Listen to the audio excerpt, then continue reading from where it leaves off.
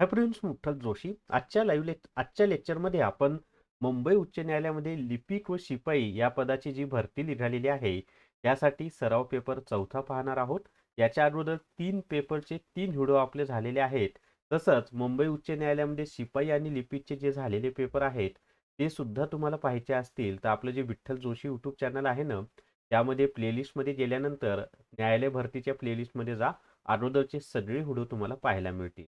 आणि आजचा जो सराव पेपर 4 आहे तो लिपिक आणि शिपाई दोन्हीसाठी महत्त्वाचा आहे. याच्यामध्ये आपण जी वरचे 30 प्रश्न पाहणार आहोत आणि परीक्षेत ज्या स्वरूपाचे प्रश्न येतात तसेच प्रश्न आपण या व्हिडिओमध्ये पाहणार आहोत. आणि याच्यातले काही प्रश्न जशाच तसे परीक्षेला सुद्धा तुम्हाला विचारले जातील याची मला खात्री आहे. तर व्हिडिओ शेवटपर्यंत पहा. या व्हिडिओला सर्वांनी लाईक करा, शेअर करा आणि विठ्ठल जोशी जे आपले यूट्यूब चॅनल आहे ते सबस्क्राईब करा. तसंच जर तुम्हाला न्यायालय भरतीसाठी ई बुक घ्यायचा असेल तर प्ले स्टोअरवरून विठ्ठल जोशी ॲप डाउनलोड करा आणि न्यायालय भरती ई बुक विकत घ्या. याच्यातून लिपिक व शिपाई दोन्हीची परिपूर्ण तयारी होणार आहे. संपूर्ण सिलेबस डिटेल्समध्ये माहिती दिलेली आहे. लिपिकचे 200 पेक्षा जास्त टॉपिक वाईज पेपर सरावासाठी दिलेत. शिपाईचे आत्तापर्यंत 40 टॉपिक वाईज पेपर दिलेले आहेत. अजूनही भरपूर त्याच्यामध्ये अपलोड होणार आहेत. निश्चितच तुम्हाला त्याचा फायदा होणार आहे. चला तर मग आता आपण पहिला प्रश्न आपण पाहूयात. तर पहिला प्रश्न आहे पहा. लोकसभेचे सदस्य होण्यासाठी लोकसभेचे सदस्य होण्यासाठी किमान वयोमर्यादा किती आहे? तर सांगा बरं, लोकसभेचा सदस्य होण्यासाठी किमान वयोमर्यादा किती आहे? तर लोकसभेचा सदस्य होण्यासाठी कमीत कमी वय किती लागतं माहित आहे का? तर 25 वर्ष लागतं. आता याच्यामध्ये लक्षात ठेवा, जर तुम्हाला स्थानिक स्वराज्य संस्था त्याच्यामध्ये ग्रामपंचायत, पंचायत समिती, जिल्हा परिषद, महानगरपालिका, नगरपालिका, नगरपंचायत यासाठी वय किती लागतं? 21 वर्ष लागतं. जर तुम्हाला मुख्यमंत्री व्हायचं असेल तर कमीत कमी वय किती, म्हणजे विधानसभेचा सदस्य व्हायचा असेल, मुख्यमंत्री व्हायचा असेल तर कमीत कमी वय 25 वर्ष लागतं. लोकसभेचा सदस्य व्हायचंय, पंतप्रधान व्हायचंय, कमीत कमी वय 25 वर्ष लागतं. विधान परिषद आणि राज्यसभा यांचा सदस्य व्हायचा असेल तर कमीत कमी वय 30 वर्षे लागतं. तर हे लक्षात ठेवा सर्वांनी. त्याच्यानंतर आता आपण दुसरा प्रश्न पाहूया. दुसरा प्रश्न आहे पहा, क्वालरा आजार कशामुळे होतो? तर हा जो क्वालरा नावाचा आजार आहे ना, हा कशामुळे होतो? तर जीवाणूमुळे होतो. बॅक्टेरिया ज्याला आपण म्हणतो, जीवाणू हे त्याचं उत्तर आहे.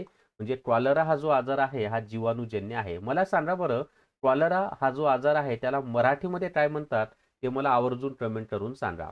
खालीलपैकी कोणता दिवस आंतरराष्ट्रीय महिला दिन म्हणून साजरा केला जातो? तर सगळ्यांना माहिती आहे की आंतरराष्ट्रीय महिला दिन म्हणून कोणता दिवस साजरा केला जातो? तर 8 मार्च हा दिवस दरवर्षी आंतरराष्ट्रीय महिला दिन म्हणून साजरा केला जातो. तर 8 मार्च हे त्याचं उत्तर आहे. आता चौथा प्रश्न आपण पाहूया. आणि प्रश्न आहे पहा, तमिळनाडू राज्याचे मुख्यमंत्री कोण आहेत? हे जे तामिळनाडू राज्य आहे ना त्याचे सध्याचे मुख्यमंत्री कोण आहेत? तर एम के स्टॅलिन हे आहेत. तामिळनाडूचे मुख्यमंत्री कोण आहेत? एम के स्टॅलिन हे आहेत. त्याच्या पुढे पहा आता, पाचवा प्रश्न तुम्हाला स्क्रीनवर दिसतोय. प्रश्न आहे, अमेरिकेने हिरोशिमा व नागासाकी या 2 शहरांवर खालीलपैकी कोणत्या तारखांना अणुबॉम्ब टाकले? आता सर्वप्रथम अणुबॉम्बचा वापर इथेच झालेला आहे बरं का, दुसऱ्या जागतिक महायुद्धामध्ये. आणि हे जे हिरोशिमा व नागासाकी ही जी शहरं आहेत ना, ही जपान या देशामध्ये आहेत. तर हिरोशिमा या ठिकाणी जो बॉम्ब टाकला तो 6 ऑगस्ट 1945 ला. आणि नागासाकी या ठिकाणी जो बॉम्ब टाकला तो 9 ऑगस्ट 1945 ला. आता या ठिकाणी लक्षात ठेवा, हे हिरोशिमा आणि नागासाकी पूर्णपणे नष्ट झाले. त्याचे परिणाम आजही जपानमध्ये भोगावे लागत आहेत. जपान बेचिराट झाला त्यामुळं. पण त्या पूर्णपणे बेचिराट झालेला असताना सुद्धा जपान परत जागतिक महासत्ता निर्माण झाला. जगातली मोठी अर्थव्यवस्था निर्माण झाला. पण भारताने आता नेमकी जपानची अर्थव्यवस्था मागे टाकून त्याच्या पुढचा क्रमांक म्हणजे चौथा क्रमांक भारताने मिळवलेला आहे. तर हिरोशिमा आणि नागासाकी या 2 शहरांवर अमेरिकेने अणुबॉम्ब टाकला 6 ऑगस्ट आणि 9 ऑगस्ट 1945 ला. आणि इथून पुढे दुसरं जागतिक महायुद्ध संपायला सुरुवात झाली. तर अतिशय महत्त्वाची घटना आहे दुसऱ्या जागतिक महायुद्धामधील. त्याच्या पुढे आता, त्याच्या आधीनं पर्ल हार्बर म्हणून एक बंदर होतं अमेरिकेचं, त्याच्यावर जपानने हल्ला केला आणि त्याचा बदला म्हणून अमेरिकेने म्हणजे अणुबॉम्ब टाकले होते. जगातील 7 अक्षरांपैकी एक अक्षरे म्हणून गणला गेलेला झुलता मनोरा खालीलपैकी कोणत्या शहरात आहे? तर हा जो झुलता मनोरा आहे ना, हा कोणत्या शहरात आहे माहिती आहे का? तर पिसा या शहरामध्ये आहे. आता हे पिसा शहर कुठं आहे? तर इटली या देशामध्ये आहे. आता जगातील 7 आश्चर्यांपैकी जो आयफेल टॉवर आहे तो पॅरिस, फ्रान्स देशातील पॅरिस या शहरामध्ये आहे. ते पण माहिती असू द्या. त्याच्यानंतर भारतामध्ये 7 आश्चर्यांपैकी एक आश्चर्य आहे ते म्हणजे आपला ताजमहल, जो की उत्तर प्रदेश या राज्यामध्ये आहे, आग्रा या ठिकाणी आहे. आणि यमुना नदीच्या तीरावर ताजमहल वसलेला आहे. शहाजहान यांनी ताजमहल बांधलेला आहे. मुघल बादशाह शहाजहान. राष्ट्रीय संरक्षण प्रबोधिनी ज्याला आपण एनडीए म्हणतो, महाराष्ट्रात कुठे आहे? आता एनडीएचा लॉंग फॉर्म पण माहिती असू द्या. एनडीए म्हणजे काय? नॅशनल डिफेन्स अकॅडमी असा त्याचा फुल फॉर्म होतो आणि मराठीमध्ये त्याला राष्ट्रीय संरक्षण प्रबोधिनी असं म्हणतात. आता या ठिकाणी राष्ट्रीय संरक्षण प्रबोधिनी किंवा एनडीए महाराष्ट्रामध्ये कुठं आहे? तर खडकवासला या ठिकाणी आहे. आता खडकवासला कुठं आहे? तर पुण्यामध्ये. म्हणजे पर्यायामध्ये जर खडकवासला नसेल तर उत्तर काय लिहायचं? पुणे लिहायचं. पण पर्यायामध्ये खडकवासला आणि पुणे दोन्ही असेल तर मात्र उत्तर खडकवासला लिहायचं. समजले? तर एनडीए पुण्यामधील खडकवासला या ठिकाणी आहे. आता भारताची पहिली स्वदेशी बनावटीची आण्विक पाणबुडी कोणती? तर भारताची पहिली स्वदेशी बनावटीची आण्विक पाणबुडी INS अरिहंत ही आहे. बी हे त्याचं उत्तर आहे. मला वाटतं 2009 मध्ये ती सामील झाली. त्याच्यानंतर पुढचा प्रश्न पाहूयात आपण आता नेक्स्ट. डॉक्टर बाबासाहेब आंबेडकर मराठवाडा विद्यापीठ हे खालीलपैकी कोणत्या ठिकाणी आहे? तर डॉक्टर बाबासाहेब आंबेडकर मराठवाडा विद्यापीठ हे छत्रपती संभाजीनगर या ठिकाणी आहे. मराठवाड्यामध्ये ना एकूण 3 विद्यापीठ आहेत पहा, म्हणजे शासनाचे. त्याच्यामध्ये डॉक्टर बाबासाहेब आंबेडकर मराठवाडा विद्यापीठ छत्रपती संभाजीनगर या ठिकाणी आहे. त्याच्यानंतर स्वामी रामानंद तीर्थ मराठवाडा विद्यापीठ नांदेड या ठिकाणी आहे. 1994 ला स्थापना झाली. आणि वसंतराव नाईक कृषी मराठवाडा कृषी विद्यापीठ परभणी या ठिकाणी आहेत. असे 3 विद्यापीठं मराठवाड्यामध्ये आहेत. ते सुद्धा माहिती असू द्या. महाराष्ट्रामध्ये एकूण 4 कृषी विद्यापीठ आहेत, त्यापैकी एक परभणीमध्ये आहे. अर्थसंकल्पातील जीडीपी म्हणजे काय? आता मुळामध्ये जीडीपी याचा जो फुल फॉर्म आहे ना, तो आहे पहा ग्रॉस डोमेस्टिक प्रोडक्ट असा त्याचा फुल फॉर्म होतो. आणि मराठीमध्ये त्याला सकल देशांतर्गत उत्पन्न असं म्हटलं जातं. डोमेस्टिक म्हणजे देशांतर्गत, सकल म्हणजे ग्रॉस, प्रोडक्ट म्हणजे उत्पन्न. तर ए हे त्याचं उत्तर आहे, सकल देशांतर्गत प्रोडक्ट. अजून 20 प्रश्न आपल्याला पाहिजेत मित्रांनो. पण जर तुम्हाला हायकोर्ट पिऊन टेस्ट सिरीज घ्यायची असेल तर प्ले स्टोअरवरून विठ्ठल जोशी ॲप डाउनलोड करा आणि हायकोर्ट पिऊन टेस्ट सिरीज विकत घ्या. याच्यामध्ये 30 टेस्ट ऑनलाईन दिलेले आहेत, प्लस 40 टेस्ट ह्या टॉपिक वाईज आहेत. काय म्हणत आहे मी? 40 टेस्ट कशा आहेत? टॉपिक वाईज आहेत. अशा एक आणि 4 अजून वेगळ्या टेस्ट आहेत. म्हणजे अशा एकूण याच्यामध्ये ना आतापर्यंत 74 टेस्ट अपलोड झालेले आहेत. म्हणजे झालेले पेपर 4 दिलेले आहेत. 40 टॉपिक वाईज, 4 झालेले पेपर ऑलरेडी PYQ आणि 30 ऑनलाईन टेस्ट, अशा आतापर्यंत 74 टेस्ट याच्यामध्ये दिलेले आहेत. अजून रोजच्या रोज याच्यामध्ये टेस्ट अपडेट होत जातात, हे लक्षात असू द्या. भरपूर टेस्ट तुम्हाला याच्यामध्ये मिळणार आहेत. निश्चितच फायदा होईल. चला त्याच्या पुढचा प्रश्न पाहूयात आपण आता. आणि त्याचबरोबर हायकोर्ट क्लर्क टेस्ट सिरीज सुद्धा विठ्ठल जोशी ॲपमध्ये उपलब्ध आहे. आतापर्यंत 210 पेक्षा जास्त टॉपिक टेस्ट त्याच्यामध्ये दिलेले आहेत. चला त्याच्या पुढचा प्रश्न पाहूयात आता नेक्स्ट. 18 नंबरचा प्रश्न आता तुम्हाला स्क्रीनवर दिसेल. आणि प्रश्न आहे पहा, खालीलपैकी कोणत्या बँकेच्या शाखा देशात सर्वाधिक आहेत? तर देशामध्ये ना स्टेट बँक ऑफ इंडिया ज्याला आपण SBI म्हणतो, या बँकेच्या शाखा सर्वाधिक आहेत. किंवा भारतातील सर्वात मोठी bank he state bank of India किंवा SBI आहे. खालीलपैकी कोणत्या साधनाने हृदयाचे ठोके मोजले जातात?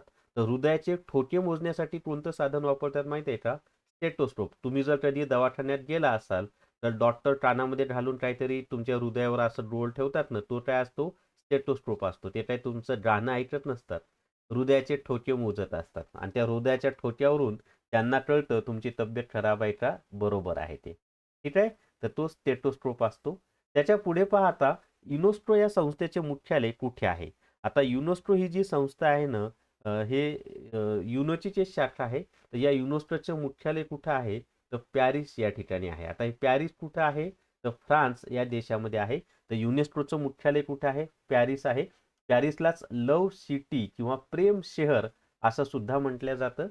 खालीलपैकी तिथे एक ब्रिज आहे पहा पॅरिसमध्ये. त्या ब्रिजला ना बरेच जण जोडपे कुलूप लावतात आणि चाबी त्या नदीवर फेकून देतात, ज्या नदीवर तो ब्रिज आहे. ते कुलूप लागलं म्हणजे प्रेम सुद्धा आपलं अमर राहील मरेपर्यंत असं त्यांना वाटतं. चला खालीलपैकी महाभारत या तुम्हाला काय वाटलं, भारतामध्येच अंधश्रद्धा आहे का? दुसऱ्या देशामध्ये पण आहे. फक्त भारतामध्ये त्याचं फार मोठ्या प्रमाणामध्ये हेच केल्यात गेलं की भारतात किती अंधश्रद्धा आहे. आपल्यापेक्षा जास्त अंधश्रद्धा बाहेरच्या देशात आहे. खालीलपैकी महाभारत या महाकाव्याचे रचिते कोण आहेत? तर महाभारत कोणी लिहिलेलं आहे? महर्षी व्यास यांनी लिहिलेलं आहे. महर्षी वाल्मिकी यांनी रामायण लिहिलेलं आहे आणि महाभारत हे महर्षी व्यास यांनी लिहिलेलं आहे. त्याच्या पुढे आता 15 नंबरचा प्रश्न आहे पहा. खालीलपैकी महाभारताचं अजून एक नाव आहे. मला कमेंटमध्ये सांगा बरं, ज्यांना कुणाला माहित असेल त्यांनी. महाभारताला अजून एक नाव आहे, ते कमेंटमध्ये सांगा. खालीलपैकी कोणत्या लेखकाला ज्ञानपीठ हा पुरस्कार मिळालेला नाही? आता ज्ञानपीठ पुरस्कारनं हा साहित्य क्षेत्रातील म्हणजे साहित्य क्षेत्रामध्ये दिला जाणारा भारतातील सर्वोच्च पुरस्कार हा ज्ञानपीठ पुरस्कार आहे, ज्याची सुरुवात 1969 मध्ये झाली आणि देविका राणी यांना पहिला ज्ञानपीठ पुरस्कार मिळालेला आहे. त्याच्यामध्ये वि. स. खांडेकरांना मिळालेला आहे. वि. वा. शिरवाडकर म्हणजे विष्णू वामन शिरवाडकर, ज्यांना आपण कुसुमाग्रज असं म्हणतो, त्यांना सुद्धा मिळालेला आहे. त्याच्यानंतर भालचंद्र नेमाडे यांना सुद्धा मिळालेलं आहे. आता हे जे वि. स. खांडेकर आहेत ना, यांना ययाती या कादंबरीसाठी मिळालेलं आहे. वि. स. खांडेकर यांना वि. वा. शिरवाडकर यांना मला वाटते नटसम्राटसाठी मिळालेलं आहे. मी चुकत असेल तर कमेंटमध्ये सांगा. भालचंद्र नेमाडे यांना द हिंदू जगण्याची आडगळ असं काहीतरी आहे, तर द हिंदू नावाची कादंबरी त्यांनी लिहिली त्यासाठी आहे. नाशी फडके यांना ज्ञानपीठ पुरस्कार मिळालेला नाही. तर आपल्याला कोणाला मिळालेला नाही असंच विचारलं होतं, तर नाशी फडके यांना मिळालेला नाही. चला त्याच्या पुढे आता 16 नंबरचा प्रश्न आपण पाहूयात. आणि प्रश्न आहे पहा, पेनरॉड लेक कोणत्या राज्यात किंवा केंद्रशासित प्रदेशात आहे? तर हा जो पेनरॉड लेक आहे ना, हा लडाख या केंद्रशासित प्रदेशामध्ये आहे. कुठं आहे? लडाख या केंद्रशासित प्रदेशामध्ये आहे. हे सुद्धा माहिती असू द्या. लडाख हे त्याचं उत्तर आहे हा. त्याच्यानंतरचा प्रश्न पहा आता नेक्स्ट 17 नंबरचा प्रश्न आता तुम्हाला स्क्रीनवर दिसेल. पुढचा प्रश्न आहे, एक मिनिट मला छोटंसं करावं लागेल, ते तुम्हाला सगळं दिसेल. वाळवंट व थंड यांच्या जोड्या लावा. आता या ठिकाणी पहा, सहारा वाळवंट, गोबी वाळवंट, कोलोरॅडो वाळवंट. हा जो सहारा वाळवंट आहे ना, हा जगातील सर्वात मोठा उष्ण वाळवंट आहे बरं का. आता इथं आणि शीत वाळवंट कोणता आहे सर्वात मोठा, ते मला कमेंट करून तुम्ही सांगा. तर त्या ठिकाणी पहा, आता सहारा हे वाळवंट आहे तो आफ्रिका खंडामध्ये आहे. गोबी हा जो वाळवंट आहे तो आशिया खंडामध्ये आहे. आपला जो मंगोलिया आहे त्या म्हणजे चीनमध्ये. आणि कोलोरॅडो हा जो भाग आहे तो अमेरिका खंडामध्ये आहे. मग 6ला हे ला 3 इथं आहे, इथं आहे. ब ला 1, ब ला इथं आहे, म्हणजे सी नंबर तुमचं उत्तर आहे. समजले? चला त्याच्या पुढे 18 नंबरचा प्रश्न आपण आता पाहूयात. पुढचा प्रश्न पहा आता नेक्स्ट. सूर्याचा सर्वात जवळचा ग्रह कोणता आहे? आता आपली जी सूर्यमाला आहे ना, त्याच्यामध्ये सूर्यापासून सर्वात जवळचा ग्रह हा बुध आहे. आता बुध म्हणजे इथं समजा सूर्य आहे, सूर्याच्या भोवती किती ग्रह फिरतात? 8 ग्रह फिरतात. तर त्याच्यामध्ये सर्वात जवळ आहे बुध. सिक्वेन्स लक्षात ठेवा. नंबर 2 ला येतो शुक्र. नंबर 3 ला आहे आपली पृथ्वी. नंबर 4 ला आहे आपला मंगळ. आता मंगळ आणि गुरु यांच्या दरम्यान एक लघुग्रहांचा पट्टा आहे, ते पण माहिती असू द्या. त्याच्यानंतरचा येतो गुरु. गुरु हा सर्वात मोठा ग्रह आहे आपल्या सूर्यमालेतील. आणि आपल्या सूर्यमालेतील सर्वात लहान ग्रह हा बुध आहे, हे पण माहिती असू द्या. आणि सूर्यमालेत सर्वात चमकणारा ग्रह शुक्र आहे. सर्वात तप्त ग्रह शुक्रच आहे. गुरु नंतर येतो शनी. शनी नंतर येतो युरेनस. आणि सूर्यापासून सर्वात लांब ग्रह कोणता आहे? तर तो आहे नेपच्यून. कोणता आहे? नेपच्यून हा आहे. तर हा सिक्वेन्स सर्वांनी लक्षात ठेवा. सूर्यापासून सर्वात जवळचा ग्रह बुध, सर्वात लांबचा ग्रह कोणता आहे? नेपच्यून आहे. आणि पृथ्वी 3 नंबरला आहे. मंगळ या ग्रहालाच लाल ग्रह असं सुद्धा म्हटलं जातं. मंगळ ग्रहालाच काय म्हणतात? लाल ग्रह असं सुद्धा म्हटलं जातं. तेही माहिती असू द्या.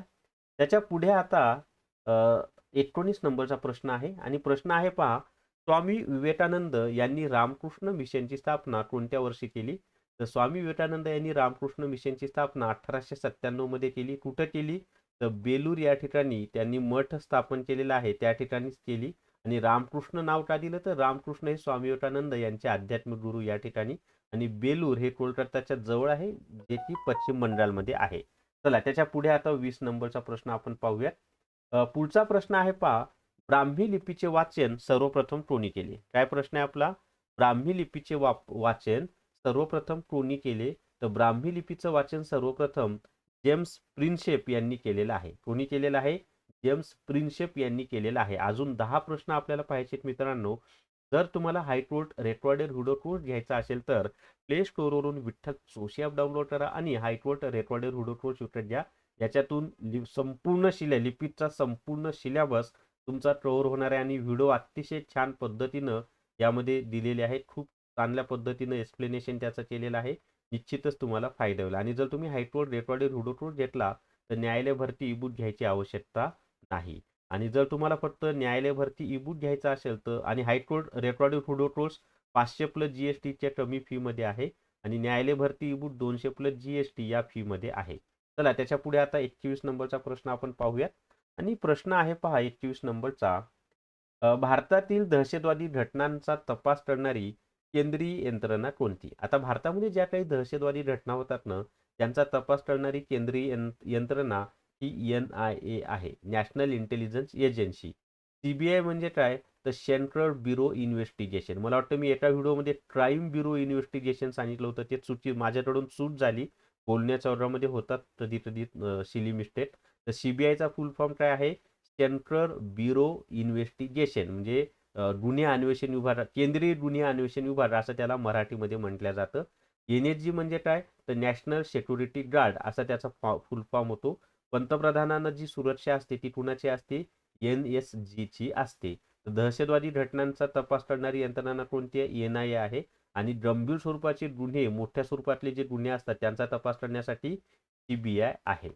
त्याच्या पुढे आता 22 नंबरचा प्रश्न आपण पाहूयात. पुढचा प्रश्न आहे पहा. भारतातील लोकसंख्येची गणना दर किती वर्षांनी केली जाते? तर भारतामध्ये लोकसंख्येची गणना ही दर 10 वर्षांनी केली जाते. याला अपवाद 2021 मध्ये जनगणना होणं अपेक्षित होतं, परंतु त्यावेळेला कोविड किंवा कोरोना असल्यामुळं ती जनगणना होऊ शकली नाही आणि अजूनही ती जनगणना झालेली नाही.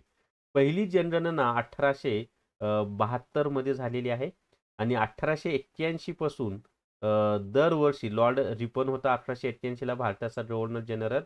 दर 10 वर्षांनी भारताची जनगणना होत आहे 1881 पासून. समजले?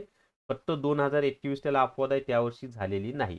आणि पहिली जनगणना कधी झाली? 1872 ला आणि 1881 पासून दर 10 वर्षांनी जनगणना व्हायला भारतामध्ये सुरुवात झाली. आता 23 नंबरचा प्रश्न आपण पाहूयात. प्रश्न आहे पहा. शासनाने ग्राम स्तरावरील कोणास जन्ममृत्यू निबंधक म्हणून घोषित केले आहे? तर शासनाने ग्राम स्तरावरनं जन्ममृत्यू निबंधक म्हणून कोणाला घोषित केलेलं आहे? ग्रामसेवक याला घोषित केलेलं आहे.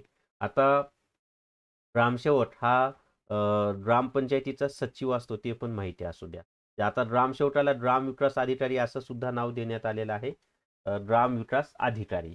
त्याच्या पुढे 24 नंबरचा प्रश्न आहे.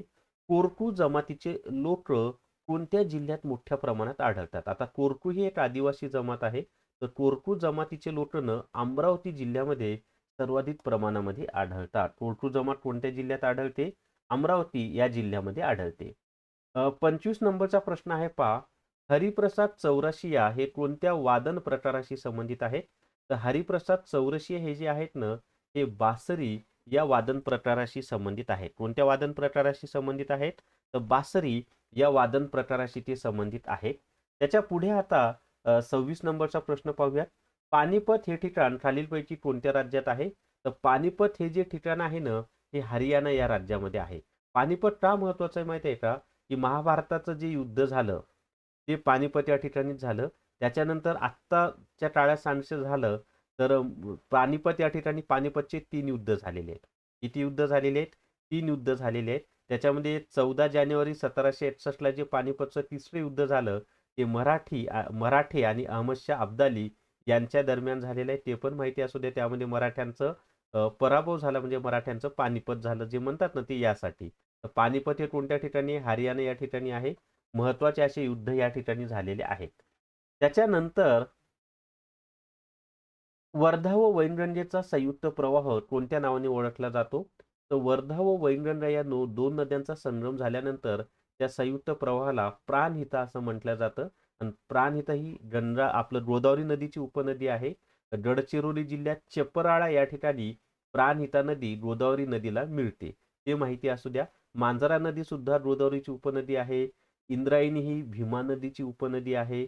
इंद्रावती ही गोदावरी नदीची उपनदी आहे. म्हणजे गोदावरी नदीला सर्वात पहिली मिळणारी उपनदी ही दारणा आहे आणि गोदावरी नदीला सर्वात पश्चिमेला आणि पहिली मिळणारी उपनदी दारणा आहे आणि गोदावरी नदीला शेवटी मिळणारी उपनदी किंवा सर्वात पूर्वेकडील गोदावरी नदीची उपनदी ही इंद्रावती नदी आहे. ते पण माहिती असू द्या. आणि महाराष्ट्र आणि छत्तीसगड यांच्या दरम्यान नैसर्गिक सीमारेषा म्हणून ही इंद्रावती नदी काम करते. त्याच्या पुढे 28 नंबरचा प्रश्न आपण पाहूयात. मांजरा नदीचा उगम बीड जिल्ह्यात होतो आणि ती पुढे लातूर जिल्ह्यातून वाहते. मांजरा नदीवर धरण पण आहे, मांजरा धरण. त्याचा पाणी लातूर शहराला पिण्यासाठी पुरवलं जातं. ही जी इंद्रायणी नदी आहे ना, हिचा उगम लोणावळामध्ये कुरवंडे किंवा तरवंडे या गावामध्ये होतो.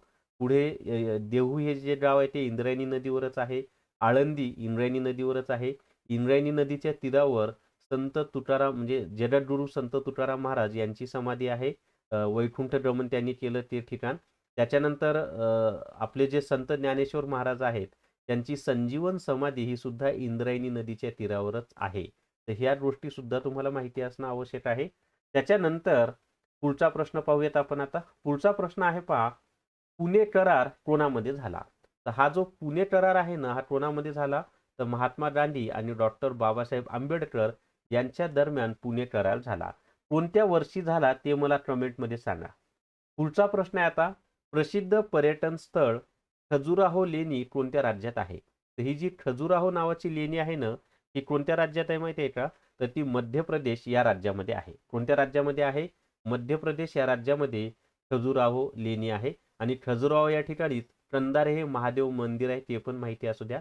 कंधार हे महादेव मंदिर कुठे आहे? तर खजुराहो या ठिकाणीच आहे. त्याच्या पुढे आता 30वा प्रश्न आपण पाहूयात आणि प्रश्न आहे, रामचरितमानस या साहित्याची निर्मिती कोणी केली? तर चरितमानस हे रामायणच आहे. तर रामचरितमानस कोणी लिहिलेलं आहे? तुळशीदास यांनी लिहिलेलं आहे. रामचरितमानस कोणी लिहिलेलं आहे? तर तुळशीदास यांनी लिहिलेलं आहे. आणि जर तुम्हाला न्यायालय भरती ई-बुक घ्यायचा असेल तर प्ले स्टोअरवरून विठ्ठल चुकी ॲप डाउनलोड करा आणि न्यायालय भरती ई-बुक विकत घ्या. फक्त 200 प्लस जीएसटीच्या कमी फीमध्ये हे ई-बुक उपलब्ध आहे. तसंच हायकोर्ट रेकॉर्डेड हुडोकोड सुद्धा उपलब्ध आहे 500 प्लस जीएसटी मध्ये. हायकोर्ट रेकॉर्डेड हुडोकोड घेतला तर न्यायालय भरती ई-बुक घ्यायची आवश्यकता नाही.